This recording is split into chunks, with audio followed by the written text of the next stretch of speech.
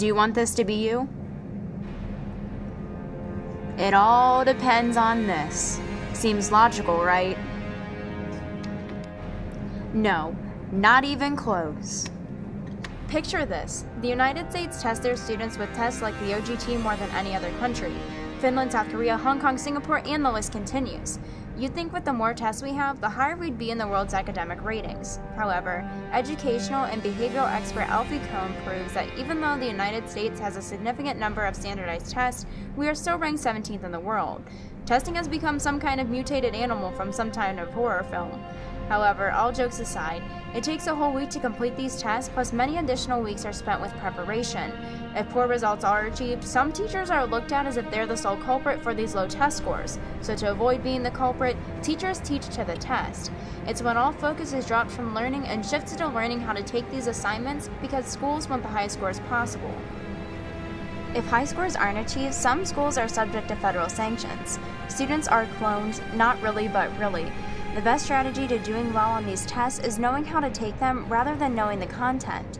These tests do not support critical thinking, but rather superficial thinking, just merely scratching the surface. Intelligence can't fully be measured by taking an OGT. Each individual student possesses a certain type of intelligence. According to Robert Sternberg, the 3 types of intelligence are analytical, creative, and practical. It's hard to conclude a student's intelligence based fully off a test that is geared more towards the analytic style of test taking compared to other options of testing, such as creative intelligence tests where there is no right or wrong answer. Changes need to be implemented on the way we gauge students' intelligence. The founder of the IQ test, Alfred Binet, is currently turning over in his grave. He created the test to gauge academic slowness and correctly identify children with special needs. His biggest concern was that it be used to label children and limit their opportunities. Alas, his biggest fear came true, and the tests we take today are the result. The OGTs are strictly testing your abilities to regurgitate previously learned information. This is known as an achievement test. However, some individuals may not have the abilities to memorize and retain information like a super genius. So, what do we do to accommodate everyone? Instead of having achievement tests, we should consider amplitude tests, which predicts a person's future performance and their abilities to learn a new skill.